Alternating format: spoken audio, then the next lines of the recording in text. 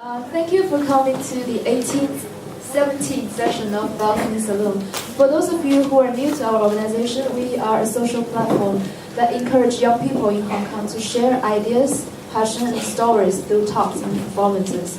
And we have so far invited over 38 young speakers to our session, attracted thousands of audience. And today, the topic is about food. And the speaker today, Kelsey Xia, I've known her for over 10 years, and I always know that she has a thing for food. But it was not until last year's Balcony Entrepreneurship Forum that I learned she is quitting her banking job to pursue her passion about food. And let's invite Kelsey Xia, our speaker today. Before you start, I have a question to ask you. So tell me a little bit about your food passion and how you decided to quit finance to pursue your entrepreneurship journey.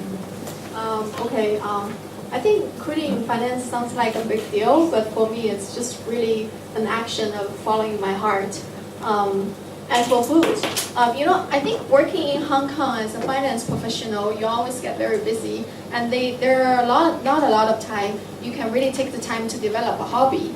But food is actually one of the exceptions because you work so busy every day, but you still have to eat 3 meals. And because we have relatively high income, so we actually go and explore a lot of nice restaurants. And that's how I have come to learn a lot of knowledge about food and how I really come to appreciate food.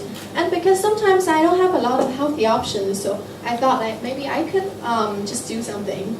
So this is just my simple efforts to make the food scene a lot vibrant in Hong Kong. And what's special about healthy food that you want to talk about? Because I heard about the idea of opening this restaurant in Hong Kong. And we have a lot of healthy salad places in Hong Kong. And how special is your place, you think? Well, I'll mention about later, but I won't consider myself as a restaurant or restaurateur, but I will talk about a little bit later. And then let's hear about your talk first. Okay. Before I start, can I ask you a quick question? So if your friends were to tell you, okay, for example, William, let's go for something healthy today, what will your reaction be? All of us. Are you happy? Or are you excited? Are you really looking forward to it? No, it's an ordinary meal. Oh, okay. Yeah, that's actually a quite neutral reaction. But for someone I know, if I were to invite them out for healthy food, they would look like this.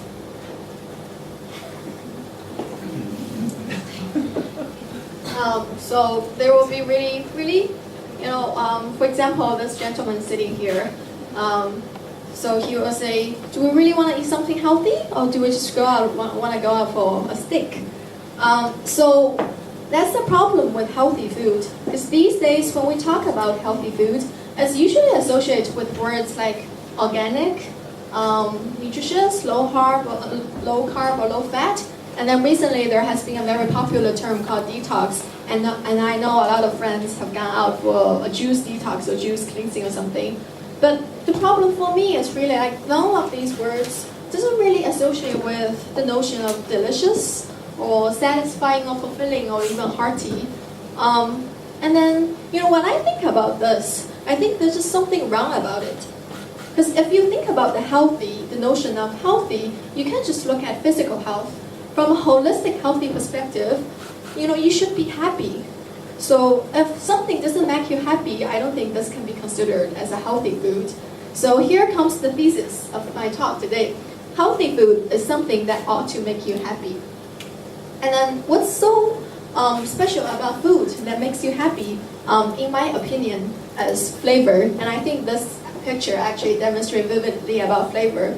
But why are some of the existing stereotype healthy foods do not have a lot of flavors?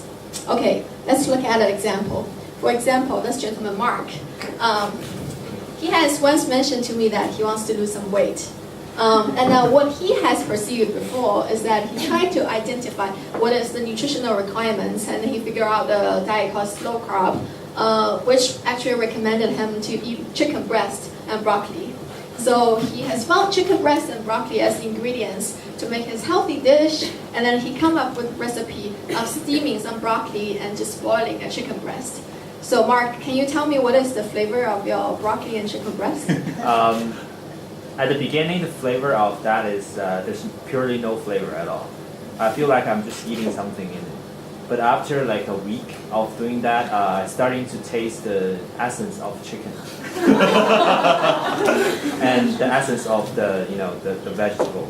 So yeah, it takes like a very raw form of flavor of that kind of thing. How many of you guys would like to taste the essence of chicken?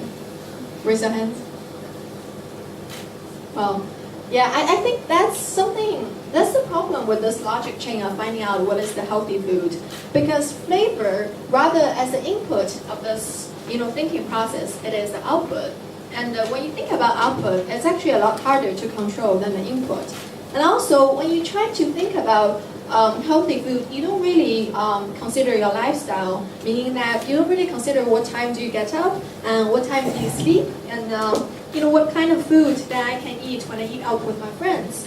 And there's another thing is when people talk about healthy food, or if you just go for any nutrition book or diet book, you will have a huge list of things that you cannot eat, which is a very negative and limiting logic. And then for me, it makes me sad.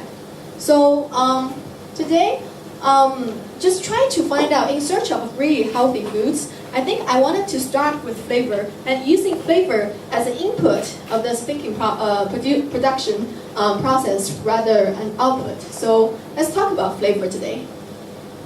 So in order to know flavors, I think it's very important to understand the making of flavors. So I think the four things here are the major contributors to flavors. Consider us as a movie. So ingredients are always the actors or actresses in a leading role. And these things, salt, stock, herbs, and spices, actress running up for actress for supporting role. But if you think of a movie, sometimes I really think it's the actors or actress in supporting role that make the movie. For example, in Shawshank Redemption, I really think Morgan Freeman's performance is better. Well, that is my personal view. But that just brings to today's topic. I really want to talk a little bit more about salt, stock, and herb and spices. Okay, let's talk about stock. So this is the Chinese. Allow me to be patriotic for 2 minutes. But I do think like Chinese people are one of the most sophisticated nation in culinary arts. And this actually existed in 吕氏春秋, which dates back to 240 BC. And this actually talks about the making of a stock. But if you think about 吕氏春秋, anybody here study history or has a very keen interest in history? It's not really a book about craftsmanship. It's rather a book that talks about political philosophies and then talking about how to manage a country, things like that. So this thing actually doesn't really talk about, it was really using cooking as a demonstration of how to manage a country. And then the person who said this, his name is Yi Ying. So anybody know who? So he was a chef. But he was also the chancellor, Zai Xiang, of Shang Dynasty, and he assisted over 5 generations of emperors in Shang Dynasty, and he actually lived for 100 years. So he was born in a very poor family. That's why he was a slave at Shang Tang's house. And he was really cooking for Shang Tang. But he was this very ambitious guy, and every time when he presented some food to Shang Tang, he would go and then talk using food as an example just to discuss about political philosophy. So there's some big stories behind, but I think Chinese people have a thing for food that they would always use food as an analogy for a lot of things. So if you know 治大国如烹小鲜, meaning managing a country is like cooking of a delicate seafood. This is actually from Lao Tzu's 道德经, but it was actually widely quoted these days. But anyways, I think the message here is very subtle and complicated to prepare a stock, and then the essence of the stock is really to harmonizing all flavors. Okay, so before I learned cooking, I was always attracted to those menu items would have a gao tang to it. So anything that involves a gaotang, I think there must be very sophisticated cooking behind. I'll always go for those foods. I was right in a sense that stock or gaotang is the thing that provides a subtle, very essential background flavor to food. But not only it existed in those dishes that has a gaotang name in the menu items, virtually it existed in every single dish. So here comes my home cooking tips number 1.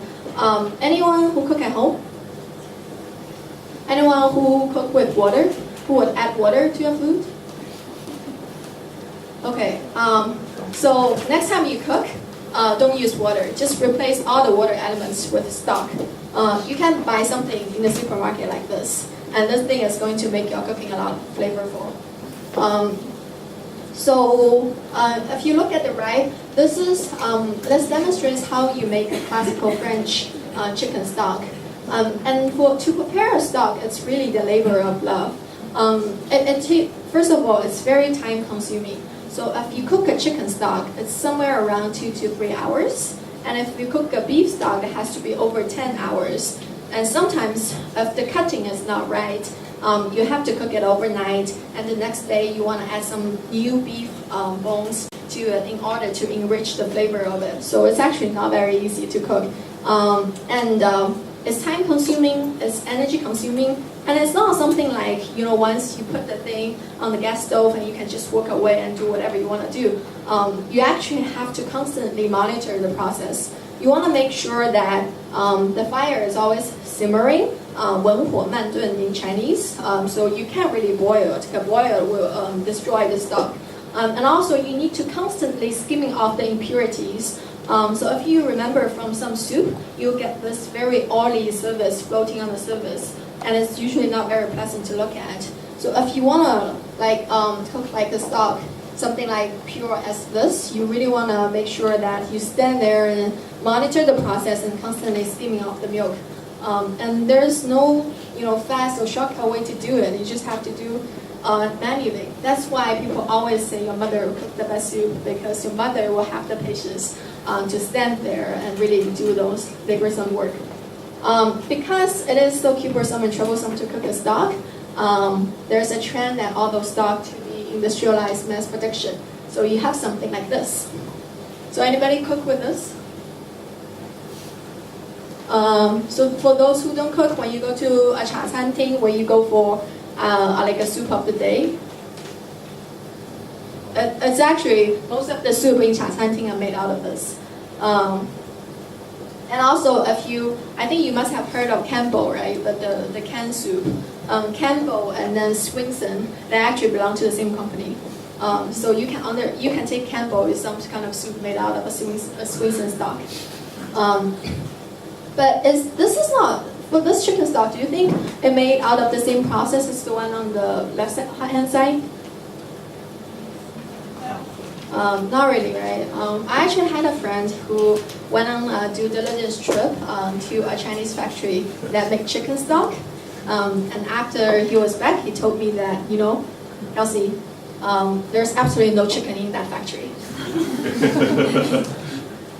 But I think Swinson claimed that they still use real chicken, but I think the thing is, in order to make a stock that could last for a long time and could be able to last on the shelf of the supermarket, you really need a lot of preservatives and additives just to make things from spoiling. So it's something for you to consider. Okay, let's look at the application of stock in Chinese cuisine. This is actually a very famous dish in Chinese cuisine, and it's also put up as the item for the state banquet, 果宴. So, do you want to have a guess what it is? Is there any vegetarian here? No? Well. Okay, this dish was actually created by Cixi. It's this one day. By the way, Cixi is the empress of the Lei Qing dynasty, and then we also call her 老佛爷 sometimes. So one day, 老佛爷 woke up and said, today I want to be kind and I want to eat something vegetarian. So she asked the chef, and the chef was very honest, and then she cooked some real vegetables, probably something like steamed broccoli. And then 老佛爷 was very mad and killed him. as a result. So next day, Lao Foye came and find another chef and asked, "Can you cook me something vegetarian?" And he presented something like this. And Lao Foye was extremely satisfied about the food, but that thing, is actually not really vegetarian. So in order to make that soup, that crystal clear soup, you would actually need a whole chicken, a whole duck, pork ribs and pork knuckles, and then you also need some cured meat like ham, and also seafood like dry scallop, and you would need spring onions and ginger, and you need shaoxing wine and to cook that stock. And then from the stock, you don't get some crystal clear liquid like what you just see. From there, you need to use chunk of meat patties to put there and to do the clarification process. So it's actually a very luxurious dish and very elaborate dish. That's why people actually put that as an item for the state banquet. But my message here is just like stock is something that could make the magic, do the magic. But this is a very elaborate example. So if you want to cook some simple Chinese flavored stock, you probably want to get some chicken carcass, some of the pork ribs or pork knuckles, or just really the cheap cuts of the meat.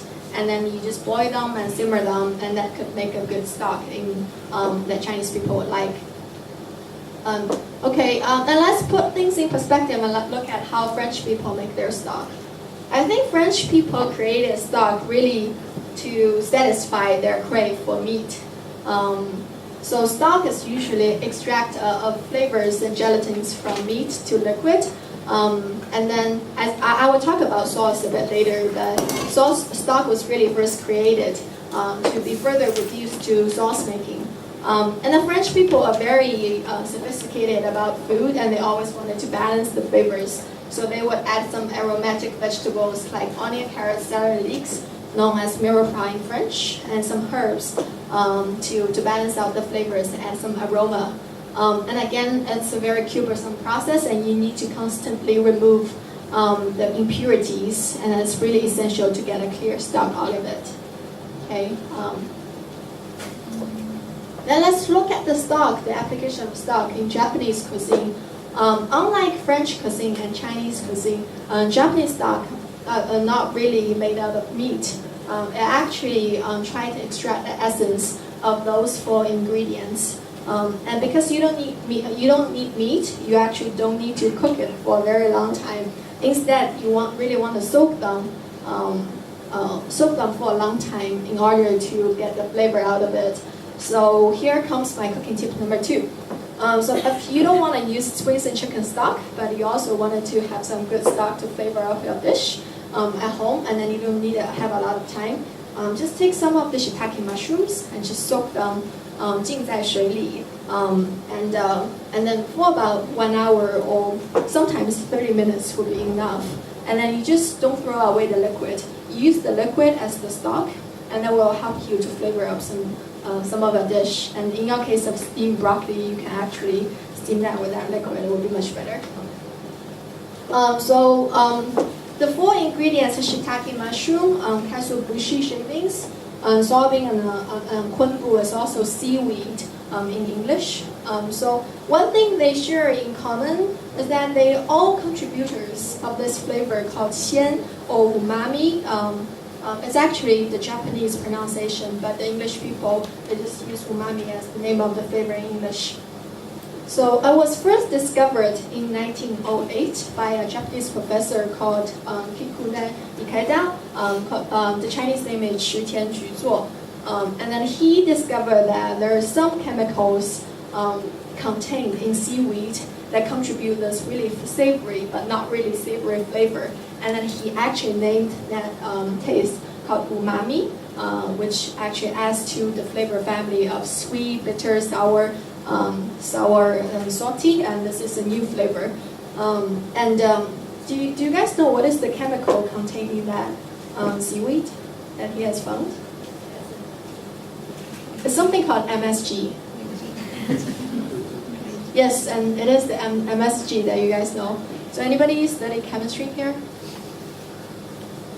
What does MSG stand for? Monosodium glutamate. Yeah, at school, 氨酸钠.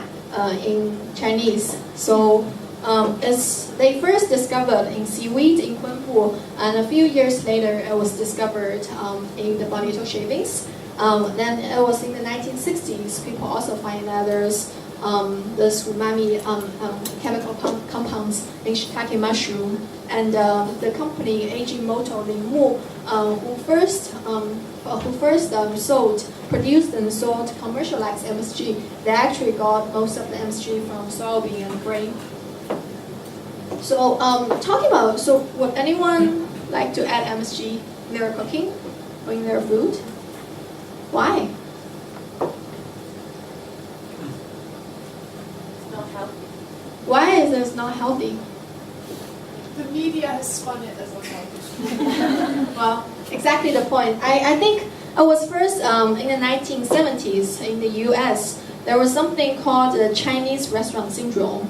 It means it actually characteristic this thing where you will have a chest pain or some back pain after you consume that MSG soup. A soup contained MSG in a Chinese restaurant, and people start to put blame on MSG. And this was actually a very well researched subject in science. But until today, there is actually no conclusive evidence that it is bad for your body. But personally, I would not use MSG in my cooking because even though it hasn't proved that it's harmful to your body, it actually destroys your appreciation for the real food flavors. Because MSG has this very one-dimensional and overpowering flavor, and once you start to eat MSG regularly, you will just lose your appreciation for the subtle flavors coming from real food ingredients. So in other sense, it destroys your palate. Okay, if we talk about the health perspective, I've talked about stock, and then is stock something really healthy to eat? From the preparation process, I absolutely think that homemade stock is very safe, but I'm not really sure about the industrialized mass-produced stock because of the whole preservatives and additives. It might not be bad for your body, but it's something that I'm very skeptical about. And there's also one important point. I think Chinese people, especially Cantonese people, they tend to believe that soup are very nutritious. And then we tend to believe that soup or liquid will usually contain all the nutritional essence from the food. But that is actually haven't been proved by science. So I think science has proved that most of the flavor molecules are water soluble, but for nutritious molecules, there's just no concrete evidence about that. But again, it could be, I think a lot of things in Chinese medicine haven't been proved by science. But again, I think it's something up to you to choose. And there's also a point that I think even for something that doesn't really do good to your body, it's okay to consume that on a marginal basis. So if you do a stir fry, stock won't be will be a marginal ingredient. But if you ever go and consume a soup that made up of sweets and stock, I think you probably wanted to consider that. Okay, after I have mentioned that in French people they created stock is really to make sauce, and sauce is something that people created specifically to create flavors. And then Harold McGee calls this distillation of desire. So people created a sauce to enhance flavor of the ingredient by deepening and broadening its own intrinsic flavor or providing a contrast to it. So this is an example of a very nice sauce. This is actually from the Michelin's 3-star restaurant Gordon Ramsay. And then it's an oven roasted braised pigeon with a date sauce. Braised in this area in Burgundy in France. Date is zao, but they actually use Arabian dates, which is quite different from the Chinese date that we usually consume. The history of sauce making is actually a very interesting one, and it reflects how human beings become more and more sophisticated in culinary arts. The word of sauce actually came from the Roman root of salt. So salt is actually, I guess it's a foundation. So it's at first people discovered the salt to flavor up the dish, and then they will have the seasonings and such as pepper, and then they will have the condiments like ketchup, and then sauce is actually really the most sophisticated form. So in Europe, it was the earliest record about sauce making existed in the ancient Roman times, and that was the first real knowledge about sauce. And they found that it's some peasant in nowadays Italy. They use something, a combination of spice, vinegar, and also some oil and some cheese to make it as a spread for bread. And during the Middle Ages, people start to learn about refinement and concentration of sauce. So they have started to understand that you can boil off some water just to concentrate the flavor. It was not until the 14th century to 17th century the foundation of modern sauce really starts to be developed in France. During that time, it was a fast development time for chemistry, and people started to treat sauce as something, the people who make sauce, they would treat them as chemists or alchemists.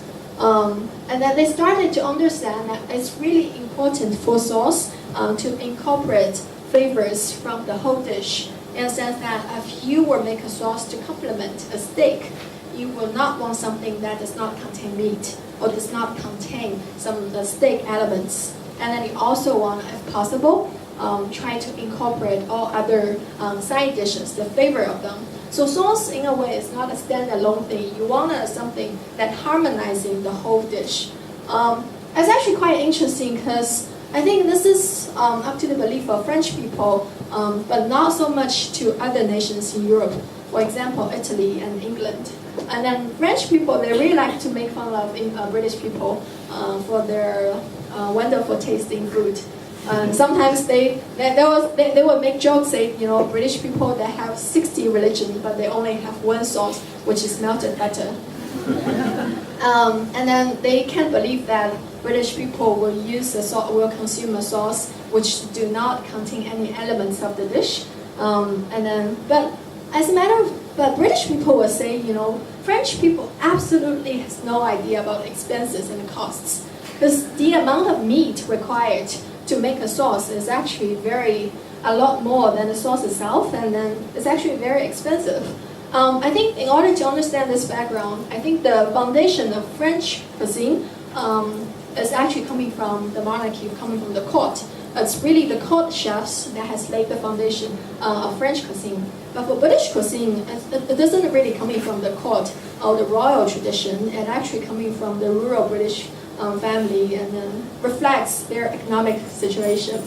But that being said, British people did create one of the most well-known sauce of the day, which is ketchup. And they actually did not create it by themselves. They actually found that in India.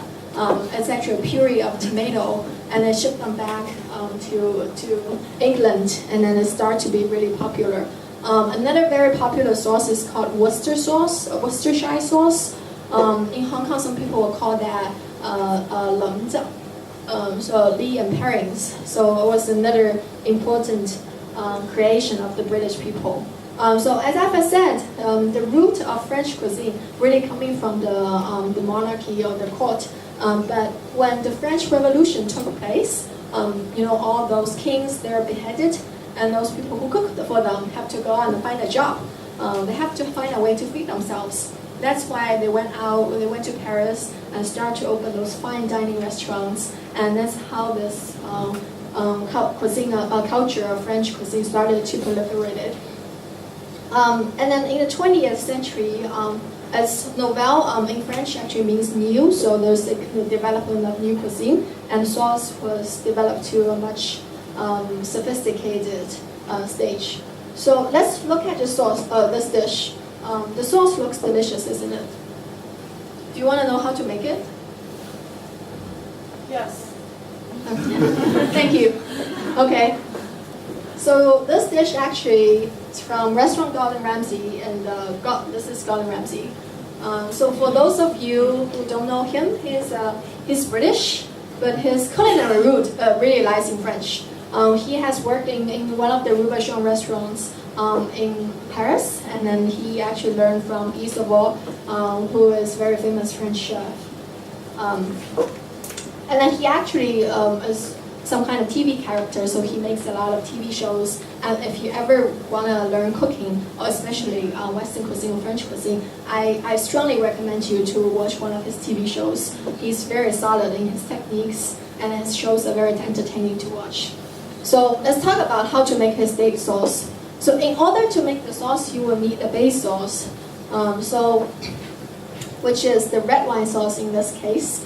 And red wine sauce isn't just boiling off some red wine. You actually need a whole chunk more things. To start with, you want to have some olive oil to sweat the shallots. Shallots are baby onions. So you want to saute them until they're really caramelized. Caramelized means they turn this color of caramel, which is brown, and then they start to develop a lot of sugar in it and have the flavors and the smell coming out of it. And afterwards, you want to put in the meat trimmings. By theory, the more variety of the meat you put in, the more flavor it will have.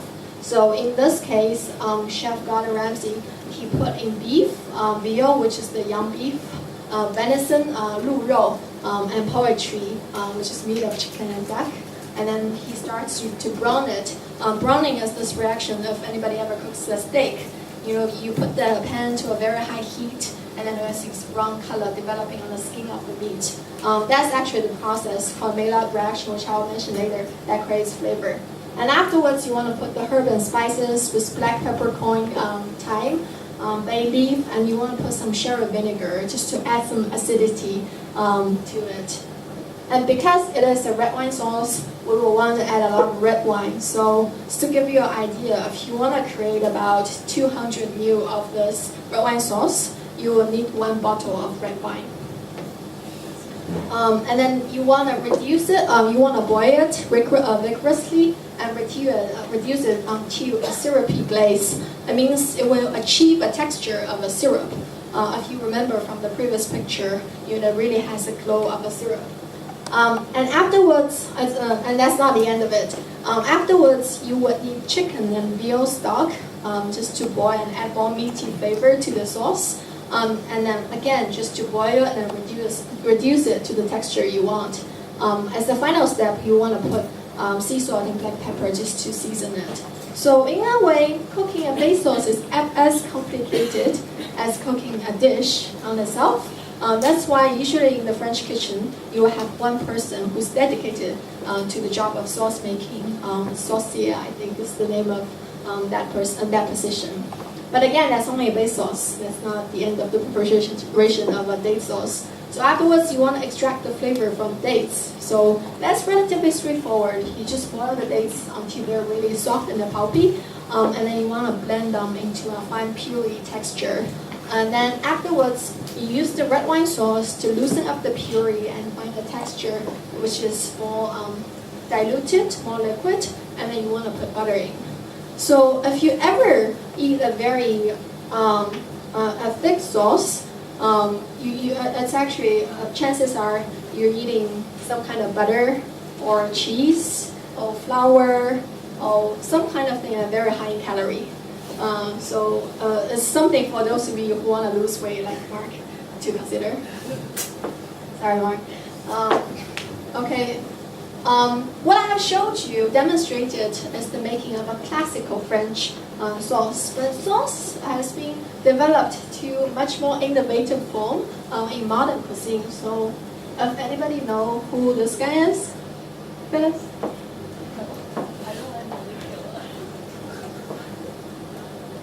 Has anybody been to Barcelona? Or going to Barcelona?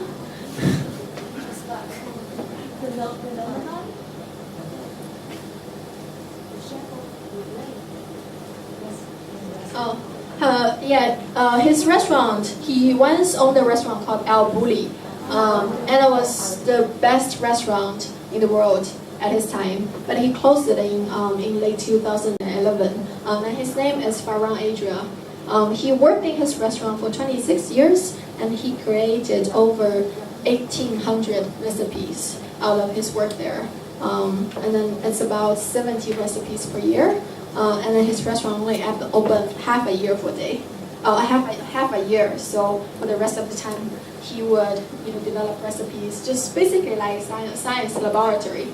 So people would usually associate him to molecular cuisine, which Phyllis said that she didn't like it. Well, he didn't like the term of molecular cuisine, and he calls himself the deconstructivist. So what he does, he really just play with the texture of foods, and in my case, it's like a bit like sauce making. So he would extract the essence of the food. For example, this is an olive, but actually it doesn't have the texture of an olive. What he does is he concentrates the flavor of an olive, and he make it back to something like a jelly or a puree, something like a jelly or sometimes a caviar texture, meaning that you have the thin membrane outside, and then you have the liquid. So it's actually a very delicate taste of texture. So I think molecular cuisine really play with the texture of food, and then texture is something very important. It's not the flavor per se, but it really contributes to the whole sensations. And then in a way, I think it can be considered as one important dimension of flavor. And these are three of the famous dishes that he has ever made.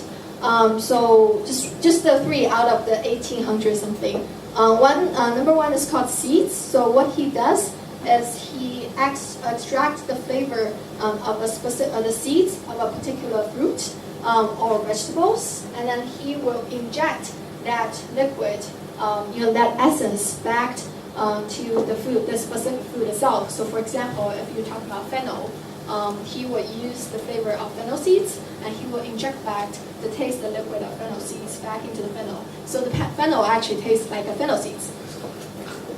And then this is something called the flour paper, which he make a pistachio sauce into the flavor into the texture of a foam.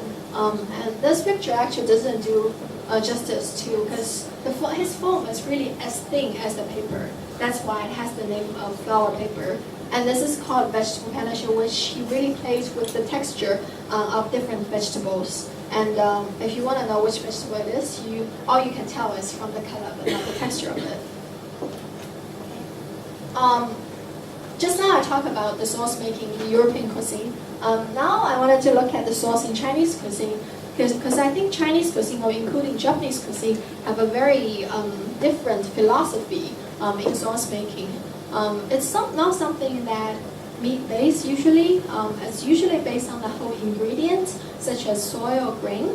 And the key production process is really the fermentation of it. And the fermentation is really what gives a very subtle yet very deep and intense flavor of the food, of the sauce. So towards the right, you have the soy sauce. This is the sesame sauce. Does anybody know what is the sauce in the middle? Yeah. And do you know how to make it?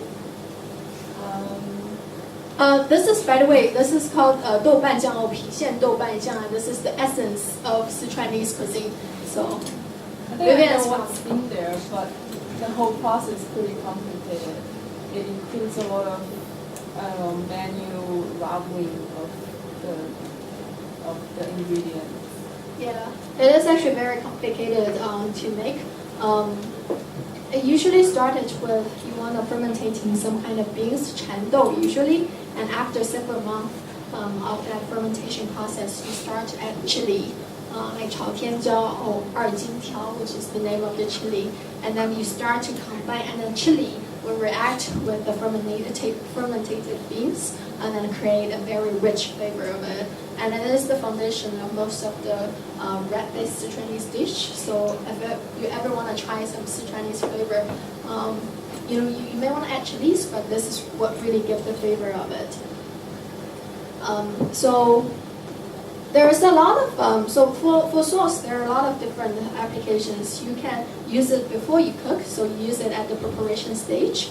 For example, you want to marinate things in one sauce. And you can also add it while you're cooking. So when you do a stir fry, you just put some sauce in and try to integrate it. And you can also use sauce after cooking. If anyone from Chaozhou or like Qizhou dish, they would usually provide you with a lot of sauces, and then you can just dip them. So it's really flavoring by the customers themselves rather by the chef.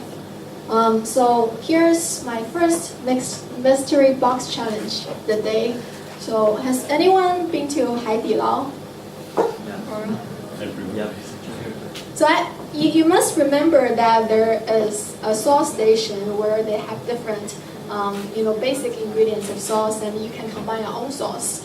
So I think everybody could be a chef in sauce making, and I think that's a perfect example of it. So the challenge today is I've prepared some basic ingredients to sauce, and then some contestants, we would pick 3 contestants just to make their own sauce, and we will have 5 judges to decide who produces the best hot pot sauce. And whoever wins the challenge will get a free meal from me. Yeah, during the break, I have my mystery box out there. So you just go behind the bar and the chef can do their own work.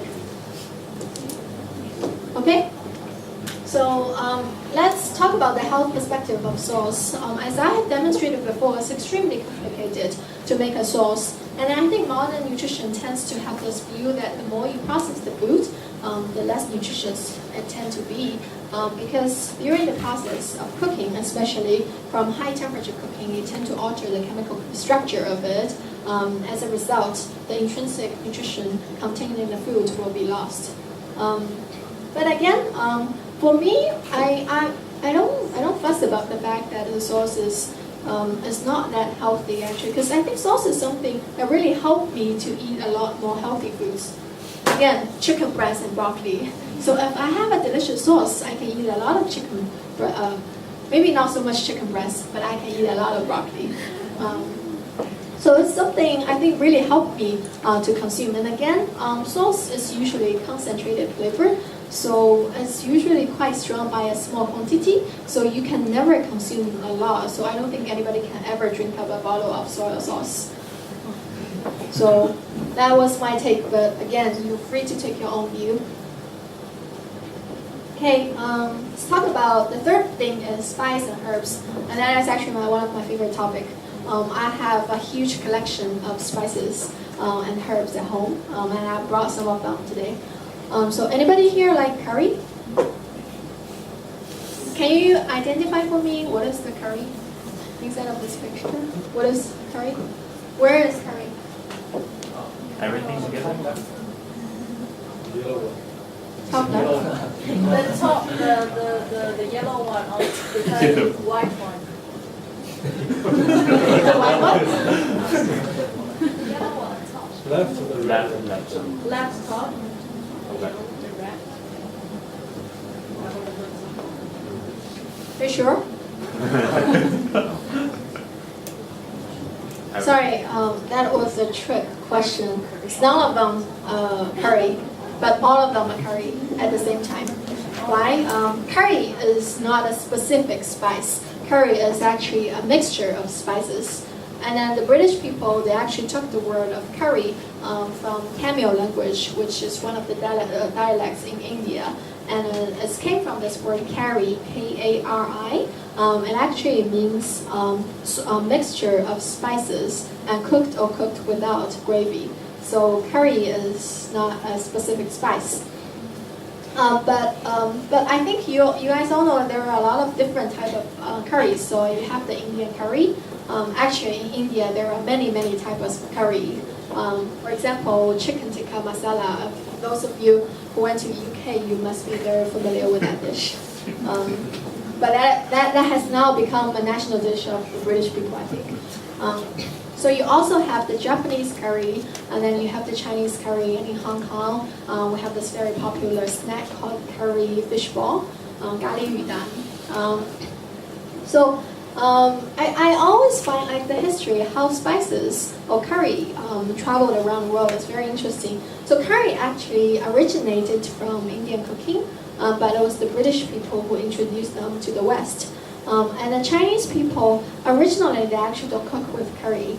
And then the Chinese curry really came from a fusion of Malaysian cuisine and Chinese cuisine. And it was actually first developed by those ethnic Chinese in Kuala Lumpur.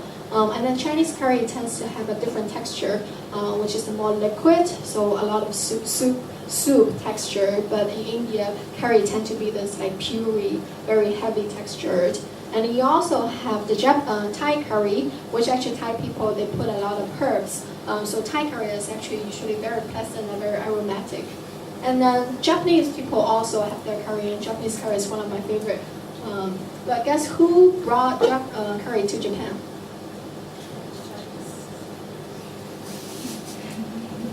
Some Indians. It's actually the British people who brought the curry to Japanese people. It's during the Meiji era, so they really started to learn from the West. So actually they learned curry from the British Royal Navy, and they made it a typical dish where they would feed their military people. So the history of how spices traveling around the world is actually quite fascinating. But for now, I just want to look at the Chinese, what spices we normally use in Chinese cuisine. So, anybody here like food, Sichuanese food? Come on, more hands, please. Yes. I know all of you go to Sanxilo or something. These are the major spices that people would use in something like 水煮鱼 or some red sauce Sichuanese dish. But actually, out of all the spices here, only 2 of them are native to China. Do you want to have a guess?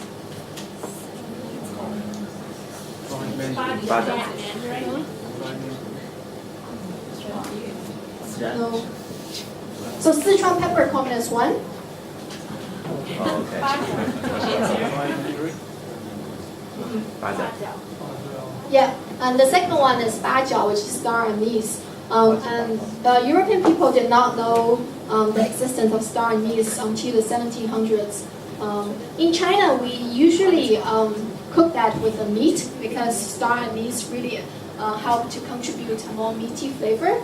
But actually, in Western, they tend to use that to cook desserts. So if you have ever tried a poached pear, they put actually a lot of star anise in the poached liquid. And the Sichuanese peppercorn is one of my favorites. It's a magical ingredient because it provides this prickly sensation, and it is actually not a taste by itself. It's actually a kind of pain, but it's not so much that it will kill you. So it's like a form of minor pain, and the receptor of that pain is the same receptor of the spicy flavor. That's why mala. The spicy flavor and the prickly sensation usually go together. And I think that's also why Sichuanese dish is so popular these days. For me, spices is really something that would bring the world together to my dining table. So one day I could cook something Moroccan, and then the other day I can do something Mexican. And then if you like, I can do some Indian cuisine with the spice mixture. And then these are some of the example of the different spice mixture in different cuisine. And then if you look at it, the cumin actually existed in all of the cuisine because, as I've said, spices is something that travel around the world. For cumin, its Chinese name is 孜然. And if you don't know what that is, it's the thing that on top of 羊肉串. It's the thing that makes 羊肉串 so delicious. Well, to be exact, it's the thing that makes 羊肉串 smell so good. It actually first originated from ancient Greece, and then in ancient Greece, they would put cumin as a very regular seasoning, such as salt and pepper. So on their dining table, not only they will have salt and pepper, they will also have cumin and then just throw cumin on top of their dish. And then because of the European traders, they actually brought that eastwards to Middle East, to Arabic world, and actually brought to the western of China. That's why in places like Xinjiang or Gansu, it's really popular to use cumin. And why the Mexican people have it? It's probably because it's because of the Spanish colonials. Because the Spanish people, they really like cumin, and they brought it to South America, and that's why the land of America also had cumin, and it's a very popular spice. The thing with spices, I think you can be very creative about it. Back to Gordon Ramsay, in one of his TV shows about cooking, he says spice is something that you can really be bold, be creative, and just throw whatever you want to in, and you will have the magic. So today I want you to create the magic. So here comes the second mystery box challenge. This is just create your own barbecue spice. So if anybody ever made a grilled chicken wing at home? it's actually really simple because all you have to do is just to throw a chunk of spices, and you have the olive oil, and you just rub the spice on top of the skin of the chicken wing, and then just soak them, marinate them for a while, and then just put them in the oven. It's just that simple. So all you have to do is just to find what kind of spices you want to put. So again, this the chef and the judge challenge. So anybody want to try to make their own spice mix? Yeah, this one you only have to smell it. You don't have to taste it. So a lot of the spices, they don't taste good on its own. One more, last chance. Oh, okay, yeah, we got 5. Okay, good. Okay, for those of you who has volunteered to be judges, you don't just get to say who has the best. You have to describe. You have to describe the smell. So if any of you ever went to wine making, you really have to use a lot of creative, rich vocabulary. So you have to say you have this buttery, oakery, citrus, or whatever vocabulary in your mind to describe the smell. Sorry. But it won't be very fun. Okay, herbs. Here I have demonstrated some of the typical French herbs, and then some other European herbs, namely Italy basil and oregano. Basil is what we call in Chinese 九层塔. Taiwanese people also like them to cook in their dish. When I studied at Cordon Bleu one day, my chef asked me a question. Do you know why the Italian flag has the color of red, white, and green? Tomato, cheese, and basil. Yeah, because it's the combination of their favorite food. Red is tomato, white is mozzarella cheese, and green is basil.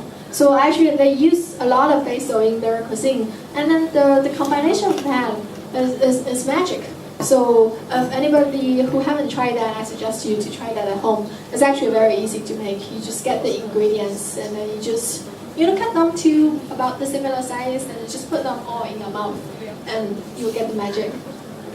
In Asia, people have a different set of herbs that would normally use in their day-to-day cooking. Southeast Asian is one of the regions that specialize in cooking with herbs. So you have the Thai basil. That's why that restaurant in PP is called Thai basil. You have coriander, which is 香菜, and it's also called cilantro in North America. And then you have mint. Pandan is 香蕉叶. People use a lot in Indonesian cuisine and Malaysian cooking. And then lemongrass, which is 香茅. If anybody like tom yum goong soup, it's the very thing that provides a very special aroma to it. Japanese people, they use this very special herb called perilla, which is su. So if you ever go to a sushi place, they will have some green leaves that on the dish. It's not just for decoration, actually. You can eat them, and it's actually quite pleasant to have a little bit bite of zuzu with the sashimi. It's actually quite pleasant. And in China, people like to use garlic and spring onion. And sometimes we can consider ginger a type of herb as well. So again, looking at the health perspective, spice and herbs, they're pretty harmless by themselves. But the thing is, if you look at how you cook them, there will be some questions to it. I once took a cooking class with an Indian chef. I wanted to learn how to cook curry, and the amount of oil he used just shocked me. It's about so if you have a if you have a pan of this big, the oil is about this thick. That's why in Indian curry, they will have a very thick texture of it. So it's really the oil together with some yogurt or some coconut milk, and coconut milk is also pretty high in fat. But the thing is, for especially spices, you need really high temperature and a lot of oil to bring the flavor out. So if you're also familiar with the Sichuanese cooking, when you do 麻辣香锅, you always have to make the 香油 before. And how do you make the 香油? You just really soak all those spices you have just seen in the oil, and then you cook them for a while, and then the aroma will coming out. That's how you get the 香油. But it's really that aroma oil that bring out the flavor. So that's something not so healthy about the consumption of spice and herbs. And for certain spices and herbs, there are some addictive or even a little bit toxic chemical compounds in it, so it's not recommended. It's never recommended to consume in large quantity. And when I studied at Cordon Bleu, once I was very curious of the flavor of rosemary, and then I chew a big chunk of rosemary myself, and I didn't want to touch rosemary for a long time. It's actually nasty to taste it on its own. So about quantity that we consume, spice and herbs you don't really consume a lot, and my recommendation is you should never eat them on its own. Because first thing is it doesn't taste good, and then the second thing is if it doesn't taste good, what's the point? So I've covered spices, sauce, as well as stock. Now I just before we break, I want to make a quick note about the cooking methods and cooking temperature. I think a general rule of thumb in cooking is the higher the temperature is, the more flavorful it is. Well, I do not consider you burn the food, but usually higher temperature will bring out the flavor. So if you look at it, grilling and broiling with shao which you normally use as barbecue, has the highest temperature, so over 240 Celsius. That's why everybody likes barbecue, right? And then you have on the lower end, you have boiling and simmering and steaming. And usually people are not very excited about steaming dishes because they tend to be a very delicate or just very light, mild flavor. And then what contributes to the chemical principle behind this is this thing called Maillard reaction. So basically, it's complex chemical reactions between amino acids, which makes protein, and carbohydrates molecule, which existed in some of the sugar, in heat that create multiple flavor compounds. So here is the list of the flavors that could be produced out of the Maillard reaction. As you can probably see, it's basically all the flavors here. So as Maillard reaction, by the way, is something widely used in the food chemistry. So if you ever get a bottle of potato chips, it's something out of a Maillard reaction. And if you look at the healthy perspective, again, it is something very widely researched by science, and then people has found that certain products of Browning reactions can damage DNA and may cause cancer. And then they have specific pointed out like the group of foods like French fries, potato chips, and basically any kind of starch fried starch foods could contribute to cancer. So it's something for you to consider. Okay, now we will have a break, and then I think the chef will do their work now. We invite